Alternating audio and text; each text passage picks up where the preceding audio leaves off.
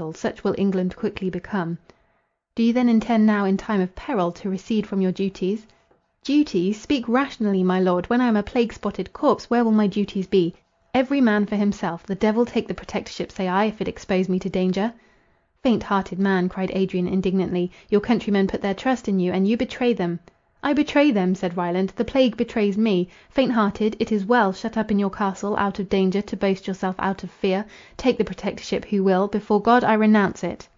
"And before God," replied his opponent fervently, "do I receive it. No one will canvass for this honour now, none envy my danger or labours. Deposit your powers in my hands. Long have I fought with death, and much," he stretched out his thin hand, "much have I suffered in the struggle. It is not by flying, but by facing the enemy that we can conquer. If my last combat is now about to be fought, and I am to be worsted, so let it be."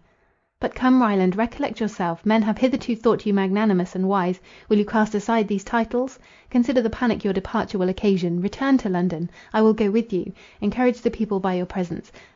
I will incur all the danger. Shame, shame, if the first magistrate of England be foremost to renounce his duties."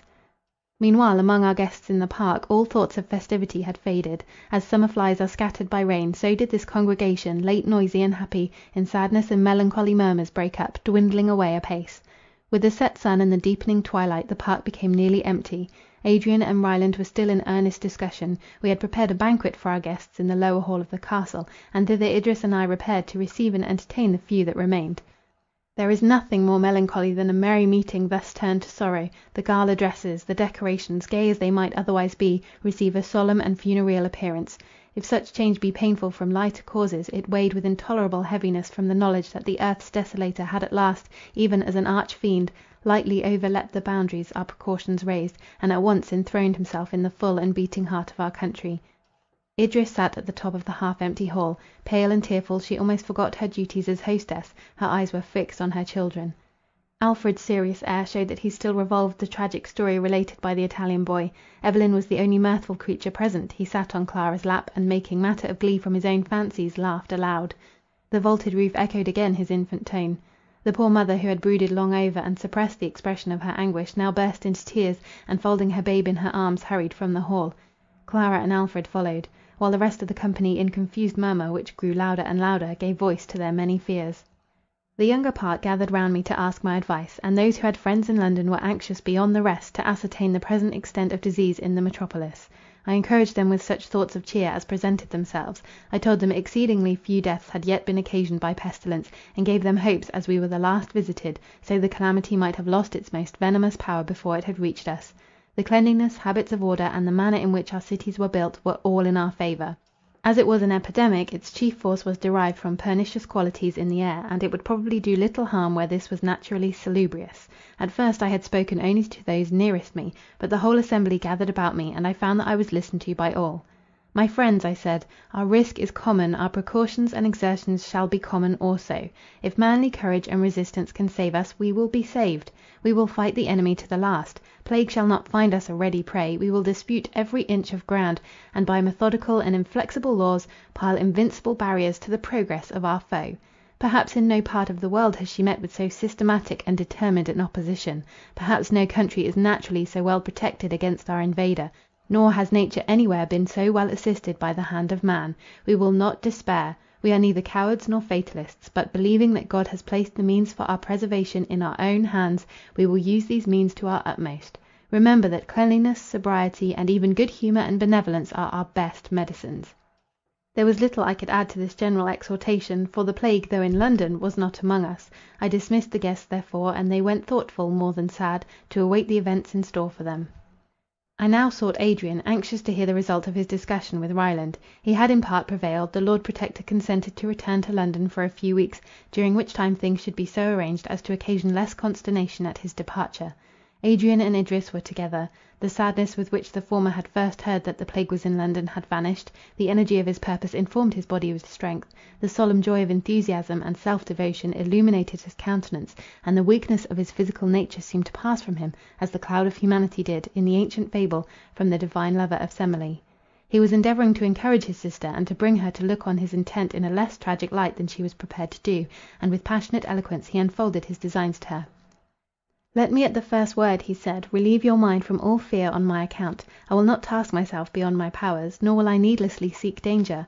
I feel that I know what ought to be done, and as my presence is necessary for the accomplishment of my plans, I will take especial care to preserve my life. I am now going to undertake an office fitted for me. I cannot intrigue or work a tortuous path through the labyrinth of men's vices and passions, but I can bring patience and sympathy, and such aid as art affords, to the bed of disease. I can raise from earth the miserable orphan, and awaken to new hopes the shut heart of the mourner. I can enchain the plague in limits, and set a term to the misery it would occasion. Courage, forbearance, and watchfulness are the forces I bring towards this great work. Oh, I shall be something now! From my birth I have aspired like the eagle, but unlike the eagle my wings have failed, and my vision has been blinded. Disappointment and sickness have hitherto held dominion over me. Twin-born with me, my wood was for ever enchained by the shall not of these my tyrants. A shepherd boy that tends a silly flock on the mountains was more in the scale of society than I.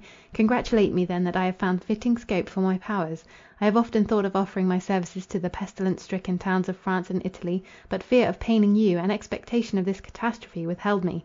To England and to Englishmen I dedicate myself. If I can save one of her mighty spirits from the deadly shaft, if I can ward disease from one of her smiling cottages, I shall not have lived in vain. Strange ambition this, yet such was Adrian. He appeared given up to contemplation, averse to excitement, a lowly student, a man of visions, but afford him worthy theme, and, like to the lark at break of day arising, from sullen earth sings hymns at heaven's gate, so did he spring up from listlessness and unproductive thought to the highest pitch of virtuous action. With him went enthusiasm, the high-wrought resolve, the eye that without blenching could look at death.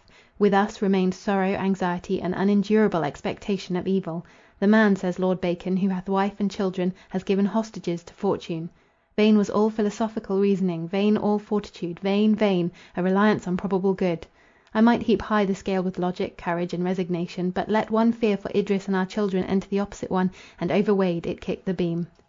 The plague was in London. Fools that we were not long ago to have foreseen this. We wept over the ruin of the boundless continents of the East, and the desolation of the Western world, while we fancied that the little channel between our island and the rest of the earth was to preserve us alive among the dead.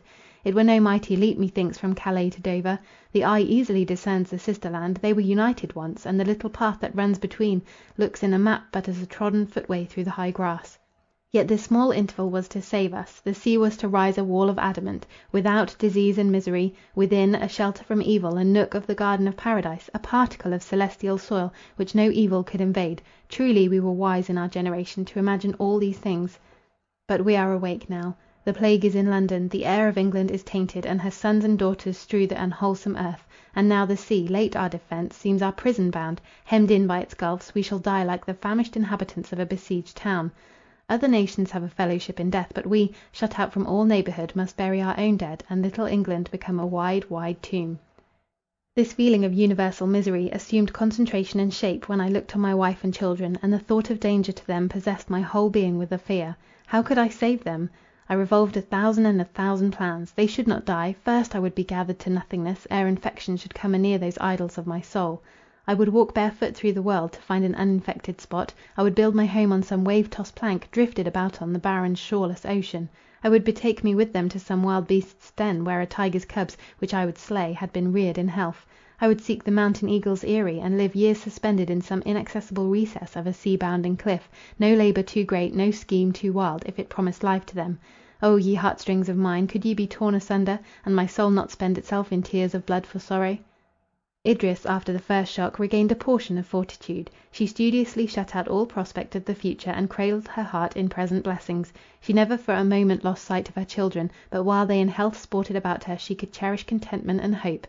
A strange and wild restlessness came over me, the more intolerable because I was forced to conceal it. My fears for Adrian were ceaseless. August had come, and the symptoms of plague increased rapidly in London. It was deserted by all who possessed the power of removing, and he, the brother of my soul, was exposed to the perils from which all but slaves enchained by circumstance fled. He remained to combat the fiend, his side unguarded, his toils unshared. Infection might even reach him, and he die unattended and alone. By day and night these thoughts pursued me. I resolved to visit London, to see him, to quiet these agonizing throes by the sweet medicine of hope, or the opiate of despair. It was not until I arrived at Brentford that I perceived much change in the face of the country. The better sort of houses were shut up, the busy trade of the town palsied. There was an air of anxiety among the few passengers I met, and they looked wonderingly at my carriage, the first they had seen pass towards London, since pestilence sat on its high places and possessed its busy streets. I met several funerals; they were slenderly attended by mourners, and were regarded by the spectators as omens of direst import. Some gazed on these